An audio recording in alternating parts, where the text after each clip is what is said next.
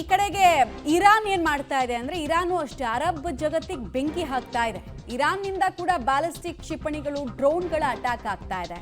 ವಾಯುದಾಳಿ ನಮ್ಮ ಮೇಲೆ ಮಾಡಿದ್ರೆ ನಾವು ವಾಯುದಾಳಿಯನ್ನ ಮಾಡೋದಕ್ಕೆ ಸಮರ್ಥರು ಅನ್ನೋದನ್ನು ತೋರಿಸ್ತಾ ಇದೆ. ಆ ಮೂಲಕ ನಮ್ಮ ದಾಳಿಯ ಸಾಮರ್ಥ್ಯ ಕೂಡ ಕುಗ್ಗಿಲ್ಲ ಅನ್ನೋದನ್ನು ಹೇಳ್ತಾ ಇದೆ. ಎಲ್ಲೆಲ್ಲಿ ಅಟ್ಯಾಕ್ ಆಗಿದೆ ಅಂದರೆ ಜೋರ್ಡಾನ್, ಮುಸ್ಲಿಂ ರಾಷ್ಟ್ರ, ಬಹ್ರೇನ್, ಕುವೈತ್, ಕತಾರ್, ಒಮಾನ್ನಲ್ಲೂ ಕೂಡ ಗುರಿಯಾಗಿಸ್ಕೊಂಡು ದಾಳಿ ಮಾಡಲಾಗಿದೆ.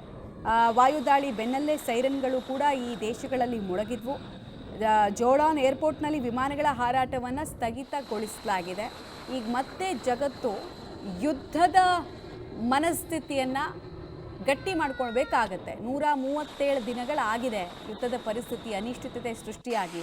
ಸ್ವಲ್ಪ ದಿನ ಕಡಿಮೆ ಆಗಿತ್ತು, ಎಲ್ರಿಗೂ ಹುಚ್ಚು ಬಿಡ್ತು ಅಂತ ಅಂದ್ಕೊಂಡ್ವಿ. ಇಲ್ಲ, ನಮಗೆ ಹುಚ್ಚು ಬಿಟ್ಟಿಲ್ಲ, ಅದೆಲ್ಲ ನಮ್ಮ ನಾಟಕ ಅಷ್ಟೇ ಅನ್ನೋದನ್ನು ಮತ್ತೊಂದು ಸಲ ಎರಡೂ ದೇಶಗಳು ತೋರಿಸ್ಕೊಡ್ತಾ ಇದೆ. ಇನ್ನೊಂದು ಸುತ್ತು, ಈಗಾಗಲೇ ರಿಸೆಷನ್ನು, ಮಣ್ಣು ಮಸಿ ಅಂತ ಜಗತ್ತು ಒದ್ದಾಡ್ತಾ ಇದೆ. IT ಉದ್ಯೋಗಿಗಳನ್ನು ಕೇಳಿದ್ರೆ ಗೊತ್ತಾಗುತ್ತೆ ನಿಮ್ಗೆ ಎಷ್ಟೊಂದು ಪ್ರಭಾವಗಳಾಗಿದೆ ಅಂತ.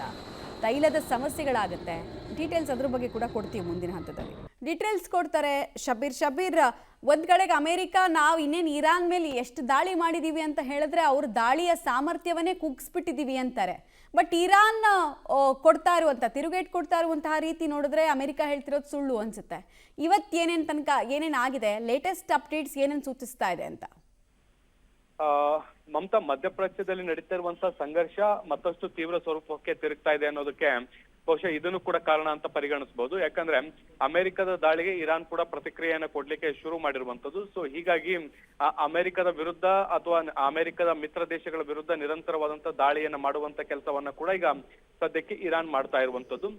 ಮುಖ್ಯವಾಗಿ ಅಮೆರಿಕ ಈ ಹಿಂದೆ 90 ಸ್ಥಳಗಳನ್ನ, ಅದಾದ ಬಳಿಕ 140 ಸ್ಥಳಗಳನ್ನ ಗುರಿಯಾಗಿಸ್ಕೊಂಡು ದಾಳಿಯನ್ನ ನಡೆಸಿತ್ತು. ಈ ದಾಳಿಗಳಿಗೆ ಪ್ರತಿಕ್ರಿಯೆ ಕೊಡುವಂತ ಕೆಲಸವನ್ನ ಕೂಡ ಈಗ ಇರಾನ್ ಮಾಡ್ತಾ ಇರುವಂತಹ ಹಿನ್ನೆಲೆಯಲ್ಲಿ ದಾಳಿ ಪ್ರತಿದಾಳಿಯ ಸ್ವರೂಪ ಹೆಚ್ಚಾಗ್ತಿರುವಂತೆ ಕಾಣಿಸ್ತಾ ಇರುವಂತದ್ದು. ಮುಖ್ಯವಾಗಿ ಹಾರ್ಮುಜ್ ಜಲಸಂಧಿಯ ಮೇಲೆ ನಿಯಂತ್ರಣವನ್ನ ಹೊಂದುವಂತ ದೃಷ್ಟಿಯಿಂದ ಇರಾನ್ ಬಹಳಷ್ಟು ಹೋರಾಟವನ್ನ ಕೂಡ ಮುಂದುವರಿಸಿರುವಂತದ್ದು. ಒಮನ್ ಕೊಲ್ಲಿಯ ಮೂಲಕ ತೆರಳಬಹುದಾದಂತಹ ಎಲ್ಲಾ ಹಡಗುಗಳನ್ನ ಟಾರ್ಗೆಟ್ ಮಾಡ್ಲಿಕ್ಕೆ ಕೂಡ ಈಗ ಶುರು ಮಾಡಿರುವಂತದ್ದು. ಆ ಮೂಲಕ ನೇರವಾಗಿ ಅಮೆರಿಕಕ್ಕೆ ಟಕ್ಕರ್ ಕೊಡುವಂತ ಕೆಲಸಗಳು ಕೂಡ ಆಗ್ತಾ ಇದಾವೆ ಮಮತಾ.